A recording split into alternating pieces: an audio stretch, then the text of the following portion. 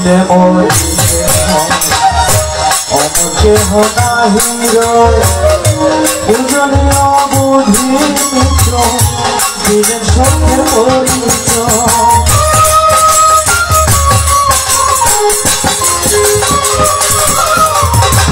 জন্মিলে মরিলে হয় অমর কেহ নাহি রয় পূজনীয় বুদ্ধি মিত্র দিলেন সত্যের পরিচয় কত সমাজ হারালো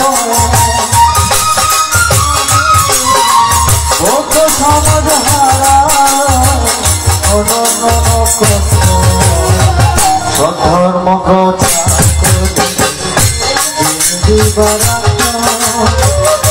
সধর্ম প্রচার করে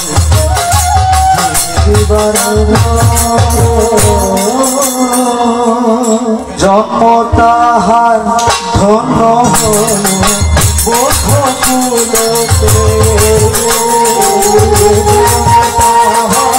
ধন্য হল বোধ কুল জন্ম তাহার ধন্য হল বোধ কুলতে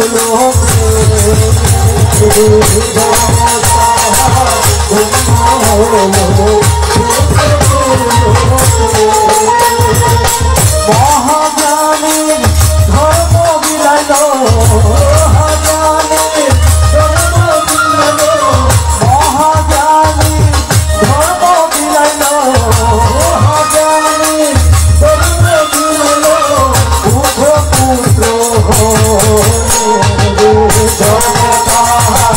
জন্ম হল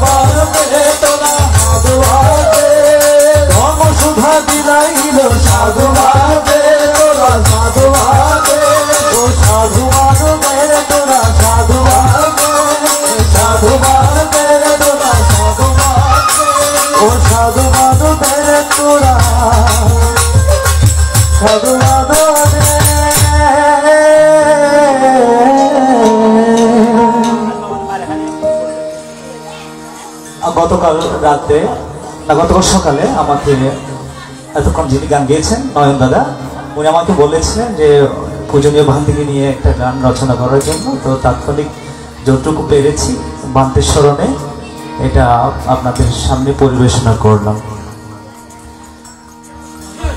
মনিটর যখন বাজে তখন ওটা কানে লাগে না সাউন্ডটা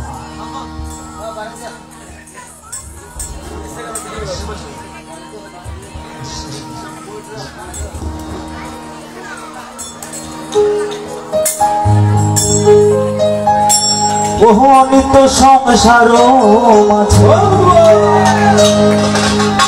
আর কেহ কারো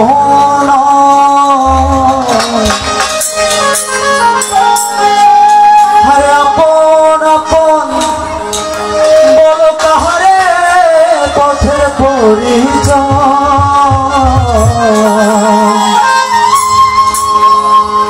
আমরা এই পৃথিবীতে এসেছি আবার যাচ্ছি এরকম কত শত বার কত কোটি বার এসেছে পৃথিবীতে তার কোনো নিয়মটা নেই। এই যে আমাদের পূজনীয় মহাদেব বান্তে উনি যে পরলোক গমন করেছেন উনি ওনার কর্মফল গুণে উনি অন্য জনিতে অথবা উনি যদি ভাবনায় উন্নত লাভ যদি করে থাকেন তবে উনি ওরকম একটা মার্গে প্রতিষ্ঠিত হয়েছে কিন্তু আমরা কেউ জানি না। দেখেন আমাদের চেহারার মধ্যে কারো মিল নেই। কেন মিল নেই? কারণ আমাদের অতীত জন্মের কর্মফলের মিল নেই। যখন আমরা অনেকে দেখি যমজ বলি, তাহলে ওদের চেহারা মিল থাকে, অনেক সময় আচার আচরণ মিল থাকে। আমরা যদি বুদ্ধের দর্শন অনুযায়ী একটু যদি ভাবি, তাহলে বুঝতে হবে তাদের কোনো একটা জায়গায় কমফল মিল ছিল, শক্তিশালী ছিল বলে ওরা একই সহোদর হয় বা একই সহোদরা হয়। তো এই সংসারের মাঝে আমরা কেউ কারো নই।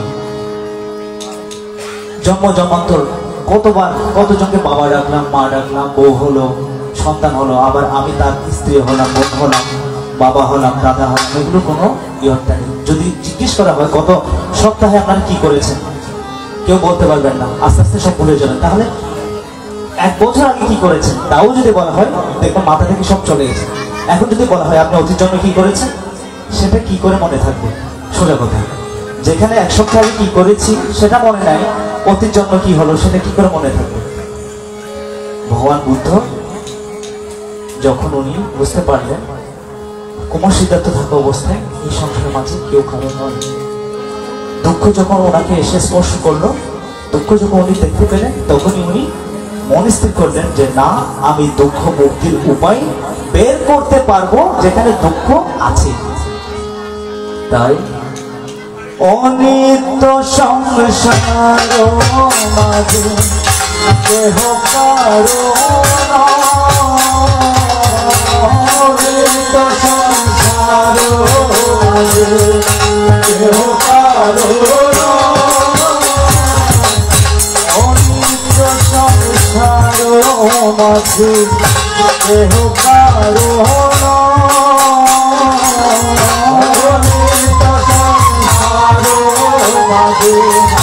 কেহ কারো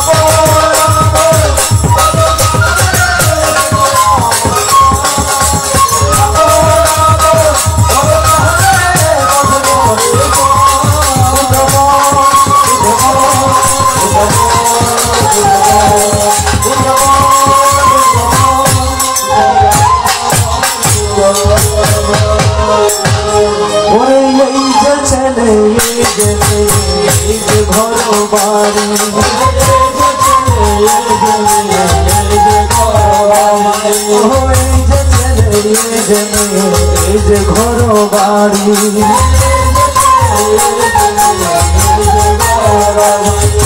যাবার বেলায় শ্রীপুত্র করে দিয়া যাবি,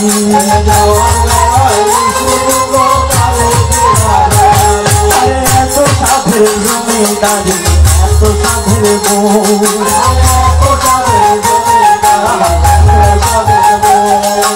এত সাধের জমিদারি, এত সাধের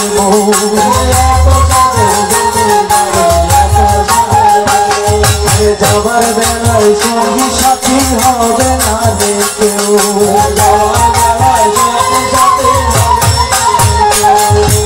আমার আমার আমার বলো আমার কেহ নয়,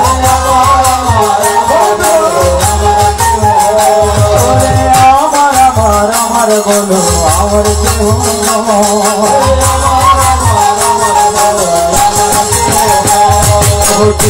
দিনের জন্যে আসা পথের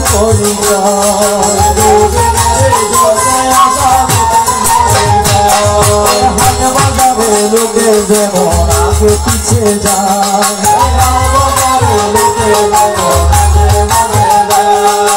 হাট বাজারে লোকে যেমন আগে পিছে যায়,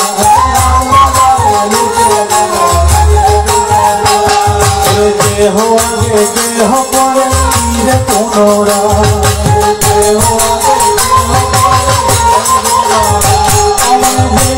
তুই জন্মের মতো ভবের বিদায় হবি,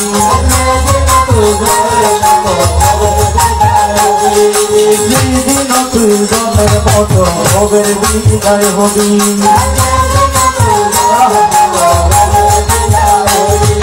লোহার সিন্ধুকের চাবি তারে দিয়া যাবি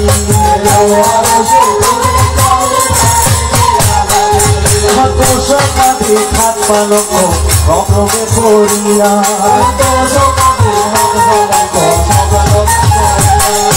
তোষকাদি খাট পালক সব রবে করিয়া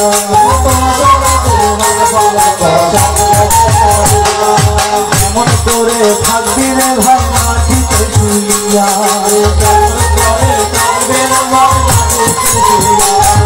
মাতা পিতা ভাই ও গো আত্মীয় স্বজন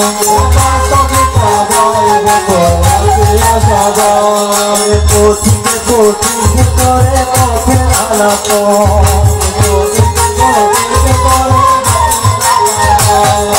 পথিকে পথিকে করে পথে আলাপ